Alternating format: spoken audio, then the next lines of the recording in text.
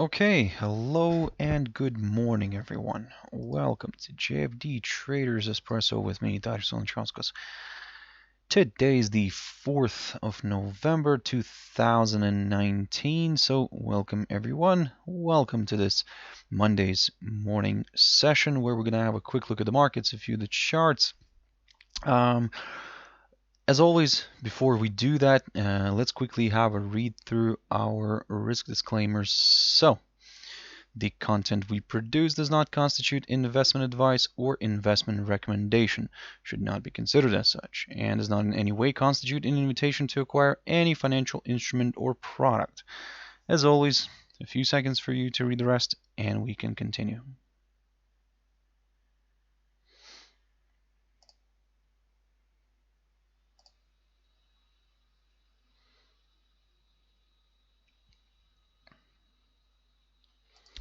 Also, just before we jump into the charts, quick mentioning of our JFD YouTube channel here, to which you can always subscribe to in order not to miss any of our upcoming videos, and of course our JFD Bank website and specifically our JFD research page, which we update on a daily basis. So yep, feel free to visit us here, and I believe you can find a lot of useful stuff. So, but for now, guys, let's jump into the charts. Now, the first one I want to touch on here is the FTSE100.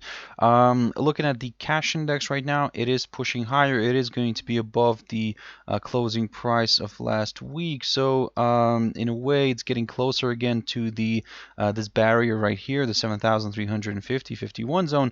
I talked about this one for quite a lot in my previous videos last week, and basically, what I was saying that we're waiting for a clear breakthrough, one of our key levels here. So on the upside, we are waiting for a break above the 7,351 in order to get comfortable with higher levels, slightly higher levels. We're not going to drag this one too much to the upside.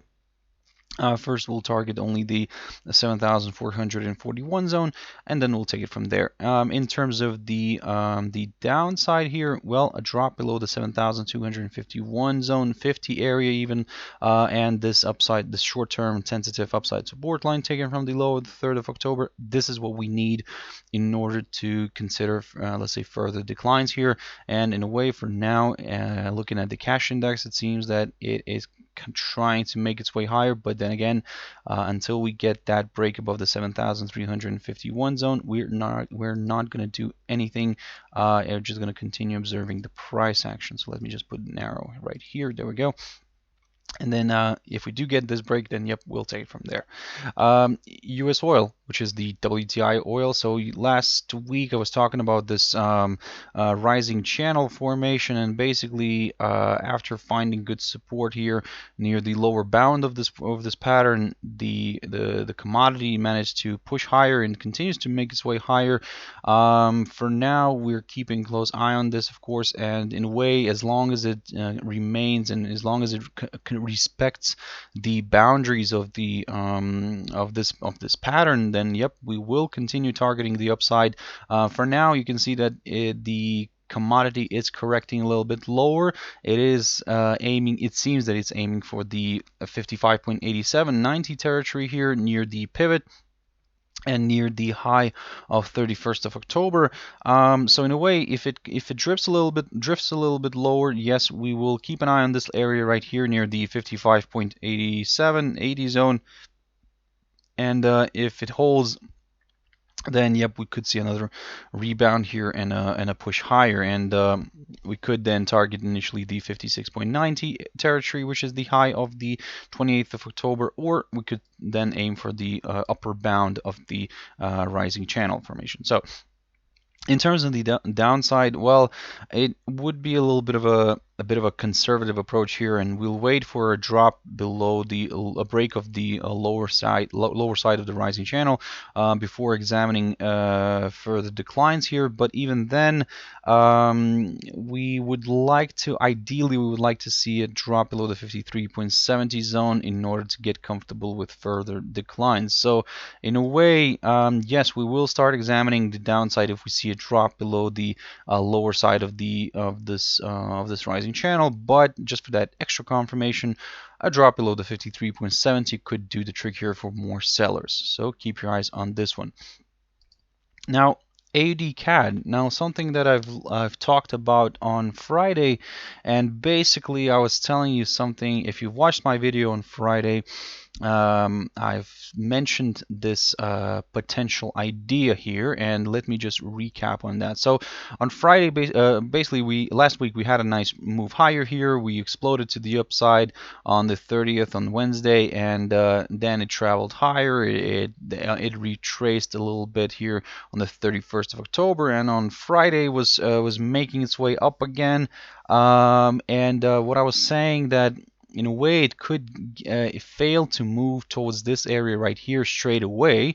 I mean the 0.90 0.9120 territory. So in a way it could move higher, yes, but fail to move all the way here towards the 0.9120 and then reverse back to the downside. So in a way what it could be doing here, and let me just show you this again, we could be getting ourselves a nice potential triangle formation here. So in a way, let me just put this one on the chart very quickly. So this is what we are keeping in mind, and in a way for now it seems to be working out nicely. So of course this pattern right now, this whole pattern here with this previous move, it kind of is forming a nice pennant formation, a bullish pennant formation. Then again, in order to get comfortable with such an idea, we would need to see a nice good break here, not only through the upper side of the pennant, but also through this barrier right here, the 0.9120 territory, because this way the pair would confirm a forthcoming higher high, and we could see this one traveling further north. But we would be then approaching another key important area of resistance near the 0.9144 zone, and that's basically marked by the high of the 13th of September. So in a way, of course, if that fails to withhold, then this could continue pushing further north. We could be then aiming for this little territory right here, which is the inside swing low of the 22nd of July, and that's roughly around the 0.9171, 72 zone, something like that. But again, we would, like I said, before examining these higher levels, a break of this barrier right here, the 0.9120, would be required. So keep your eyes on this one. Don't rush into this, and let's keep it. Try to keep it safe. In terms of the downside here, again, we will we'll start considering lower areas if we see a break of this lower side of the pennant, and we would see a drop below the 0.906061 zone. Basically, a drop below this could in a way lead towards further declines. Initially, of course, we'll aim for the 0.9045 level, which is marked by the low of the 31st of October, and if that fails to withhold, then yep, further declines back down here to these lows which we've seen in the beginning of last week. Yep, this could be possible then. So for now, long story short, wait for that exit here, guys, because for now it's even though it is forming a nice bullish pattern here, a bullish pennant formation here, but still we need to wait for that confirmation break. USDCAD, now something slightly different here. So last week I talked about this one as well. Basically what we needed here, it was a push above the 1.3185 zone before we could examine higher levels. We did get a false breakout, but as you can see, neither of the 4-hour candles, even neither of the 4-hour candles managed to close above this. So and above the 200 EMA here on the 4-hour chart. So instead it drifted lower. It dropped below the 1.3145, and in a way, of course, this increases the chances of a further move lower. The only thing is that, as you can see, the rate is currently getting held by the 50 EMA here on the 4-hour chart. So if it drops below this, then yep, we will aim for lower levels. But this is the level for us to get excited about further declines, and that's around the 1.31 zone. A drop below this could lead the pair towards lower areas. So that's why all this territory here will be somewhat of a neutral one for us, maybe neutral to cautiously bearish, but again, to get excited about the downside, that's the level here we need. And let me just probably quickly put a highlight here on this one. There we go. So that's the level we need in order to consider let's say further declines here. So keep your eyes on that one, guys. Now, again, with the upside, the same rule applies. We're not going to consider any higher levels unless we see a push above the 1.3185. Quick mentioning of the US dollar against the Russian ruble. Now, this is what I talked about on Friday, and basically, I just wanted to quickly show you something here. So on Friday we were still hanging around here, and this is what I was saying, that on one hand, yeah, I mean it is moving nicely here on to the downside, trading below its short-term downside resistance line taken from the high of the 2nd of October. So that's wonderful. It moved lower here. And what I was saying on Friday, to keep an eye on this little area right here, this area of support near the 63.50, 55 zone. And as you can see, the pair easily managed to break it to the downside. It closed below it, and in a way now everything's kind of leaning more towards the downside. And the next potential target for us could be around the 63.06, 07 zone, roughly around there, which is near the low of the 31st of July this year. So that's what we're going to be targeting here, and then we may see maybe a small rebound back up here, a bit of correction, but in a way, as long as it remains below this downside resistance line, we will continue aiming to the downside. GBPCHF. Now, also I've mentioned something here, and basically what I was saying, that to keep an eye on this this wedge formation, this wedge or triangle, whatever you want to call it, but what I was also saying, that in order for us to get excited about a further directional move, not only that we need to see a breakout of this pattern, but also a break through one of the key levels here. So on the upside, we had the 1.2828 zone. On the downside, we needed to see a drop below the 1.2740 here before kind of examining further declines. As you can see, the pattern got broken, so in a way we can get rid of it now.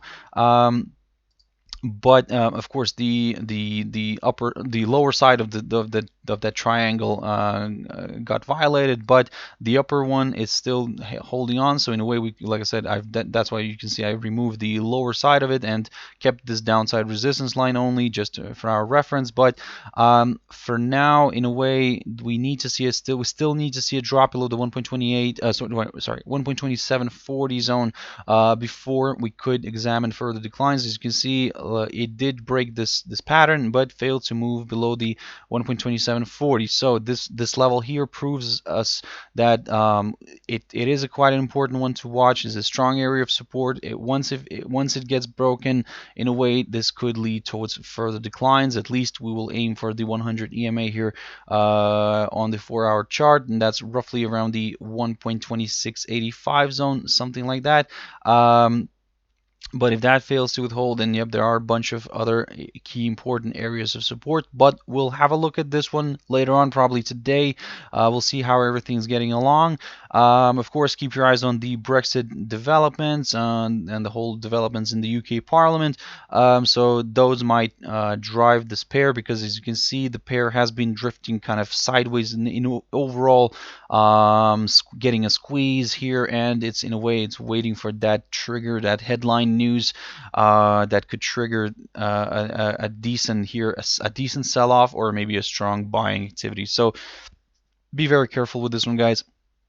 And from the technical side, keep your eyes on some of these potential breakout points. And as I've mentioned, on the downside, this is the 1.2740. That's what we're aiming for in order to see further declines. And the last pair for this session is going to be euro dollar. Now, euro dollar. I talked about this one. I talked about this one last week, and basically, you can see that it rebounded nicely again from this downside resistance line, and it acted as a nice trampoline here, and is now pushing higher. The only thing is that for us to get excited about let's say higher levels here on this one, well, ideally we would like to see a push above the 1.1180 zone, 80-83 area, and only then we will target higher levels. For now, we're gonna keep it simple, keep calm here, and continue observing the price action. But in terms of the downside, a drop below the, not only below the 1.1227 zone, which is the low of Friday, and not only a drop below that, but also a drop below the this downside resistance line. That's what we need in order to aim for slightly lower levels. We'll initially aim for the 1.1070 or 60 territory around here, but after that we'll take it from there. If it drops lower here, we need to see a drop below this downside resistance line before kind of examining further declines. So that's why, guys, we'll keep it short and simple. Again, of course, it's looking more to the upside right now, but in order to get comfortable with the upside, a push above the 1.1183 zone, and ideally a nice close above the at least a 4-hour candle. That would probably could kind of push us more towards the towards examining the further moves higher. So that's why keep your eyes on the 1.1183 zone. A nice good close above it could in a way lead this pair towards further moves higher.